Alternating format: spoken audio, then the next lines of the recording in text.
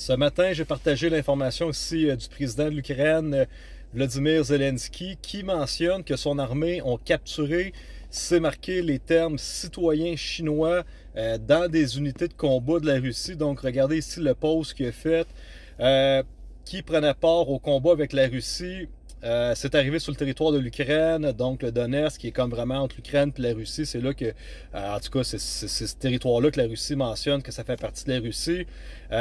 Sur eux, il y avait leur document d'identification, donc on parle de permis de conduire ou de passeport, ce type de document-là. Des cartes de banque et des articles personnels étaient en leur possession. Bon, nous avons demandé, on a l'information qu'il y aurait d'autres citoyens chinois qui combattraient avec les Russes dans d'autres unités. Nous avons demandé à Beijing et puis tout ça, à Beijing, d'avoir un retour sur la situation. Donc, rapido presto, M. Zelensky ici veut tenter de présager que la Chine maintenant fait peut-être partie de la guerre avec la Russie, donc les Russes ne seraient pas tout seuls. On le sait effectivement, par exemple, dernièrement, il y avait eu la Corée du Nord qui avait envoyé 15 000 soldats faire des exercices militaires avec la Russie, donc qui était venu l'appuyer. Est-ce que la Chine a envoyé des soldats? Je ne le sais pas.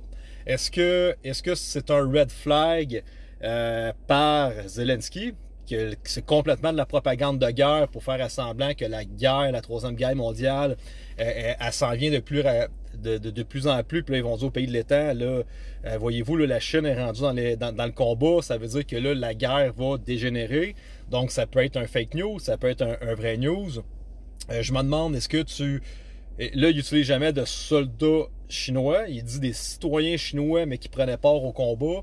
Donc, ça pourrait être des mercenaires, comme il y a des Américains, il doit y avoir des Canadiens, il y a d'autres citoyens de d'autres pays qui sont rentrés pas officiellement à guerre par leur pays, mais c'est des mercenaires, là, ils s'inscrivent dans l'armée puis ils vont combattre. Est-ce que c'est un red flag? Est-ce que l'OTAN a mis sur le terrain des soldats chinois asiatiques pour envenimer la situation? Moi, je suis juste me demander, c'est bizarre, si je vais sur le front de combat, je m'en vais me battre, là. Est-ce que j'apporte avec moi mon passeport, mes cartes d'identité? Est-ce que j'apporte avec moi mes cartes de banque? Je m'en vais pas au centre d'achat faire des emplettes, là, je m'en vais sur le terrain de guerre. Fait que peut-être que mon portefeuille, je vais le laisser à quelque part pour pas que je le perde.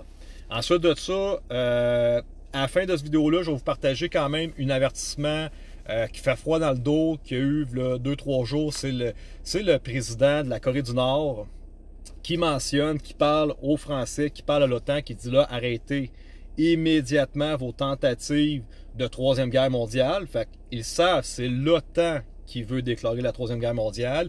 Ils veulent envenimer la situation parce qu'ils veulent que le fameux grand plan de dépopulation arrive à échéance. Et faites juste je vous le dis, peut-être que la guerre n'est pas pour 2025, mais quand même 2026, 2027, 2028, 2029, 2030, éventuellement, regardez quand même tous nos pays, puis juste le go ici qui a partagé hier, munitions, navires et avions militaires blindés, le Québec est prêt pour l'effort de guerre si Ottawa se réveille. Donc, si Ottawa se réveille, donc les premiers ministres de nos provinces commencent à mentionner au gouvernement fédéral, « Hey, let's go, on est prêts. On s'en va dans l'effort de guerre. » Pourquoi qu'on ne parle pas de l'effort de paix? Hein? Ça serait peut-être, en tant que leader de nos gouvernements, pourquoi qu'on ne lève pas la main et dire « Hey, on aimerait ça faire l'effort de paix. Est-ce qu'on peut trouver des solutions entre nos pays pour que ça aille bien, puis qu'on n'ait pas faire tuer des millions de Canadiens, des millions d'Européens pour cette guerre-là? » Non, finalement, regardez les mots qu'ils utilisent, les gens qui sont en pouvoir, l'effort de guerre.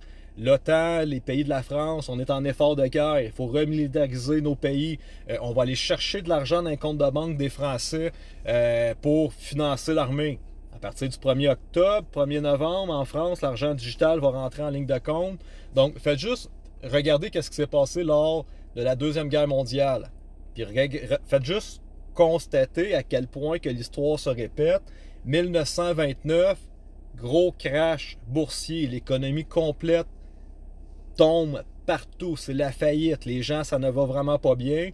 Qu'est-ce qui se passe avec l'Allemagne et Hitler? renforcement militaire, il réinjecte de l'argent, il fait des chars, des blindés, des personnels militaires, des avions, il relance l'économie de l'Allemagne, boum, boum, boum, on produit, on produit, on produit, on produit, pour relancer l'économie, mais il arrive quoi au bout de la patente, quand on a tout 10 000 tanks de prêt, quand nos soldats sont super entraînés, qu'on a plein de munitions, qu'on a plein de bombes, on a tout fait ça pour rien. On met ça dans des hangars finalement, puis on dit hey, une chance qu'on a construit ça parce que le but c'est pas de se battre. Mais quand tu comprends qu'à un moment donné, encore une fois, la Terre n'est peut-être pas surpopulée, mais avec l'arrivée de l'intelligence artificielle puis la robotisation, plus de 80% des emplois vont être remplacés dans les 5 prochaines années, 10 prochaines années, et donc on devient trop d'inutiles. Il y a trop de bouches à nourrir, il y a trop de gens qui polluent, il y a trop de gens qui s'ostinent, il y a trop de gens, des déchets constamment, et la population humaine, à peu près à tous les 20-40 ans, il faudra vérifier, double. Fait qu'on est 8 milliards, à un moment donné, c'est comme des rats, hein, ça va vite, on va devenir 16 milliards. Et les élites, ceux qui contrôlent la patente, ben à un moment donné, arrivent à la solution que ça prend une grande guerre pour faire le grand ménage. Mais la différence avec cette guerre-là, c'est que tout le prochain système qui vont se mettre en place, on n'a plus besoin d'autant d'êtres humains dans l'administration des gouvernements, dans l'administration du système. C'est des ordinateurs, c'est l'intelligence artificielle qui va runner avec 80% moins d'êtres humains la machine au complet de la planète qu'on gère depuis des milliers d'années déjà. Attention des forces de l'OTAN, et en particulier de la République française. La patience de notre nation a des limites. Nous avons observé avec gravité vos ingérences continues dans le conflit entre la Fédération de Russie et l'Ukraine. Vous prétendez œuvrer pour la paix, mais vous n'êtes que les pyromanes d'une guerre que vous refusez d'assumer. L'Ukraine, depuis des années, a provoqué, insulté et menacé la Russie. Elle a persécuté les populations russophones, trahi les accords de paix et permis l'installation de bases étrangères aux portes de Moscou. C'est le dictateur de la Corée du Nord qui parle de paix, tu sais, réveillez-vous à un moment donné. Et maintenant, envoi d'armes, soutien financier, mercenaires sous couvert d'aide humanitaire. Assez. La Corée du Nord, allié indéfectible de la Russie, vous adresse un ultimatum clair. Cessez toute forme d'aide, directe ou indirecte, à l'Ukraine. Vous avez encore une chance d'éviter une escalade incontrôlable. Si vous persistez, C'est un dictateur qui nous fait la morale pour qu'on se dirige vers la paix. et nous agirons. Le moment est venu pour l'Occident d'assumer ses responsabilités. La paix est encore possible. La paix, on veut la paix.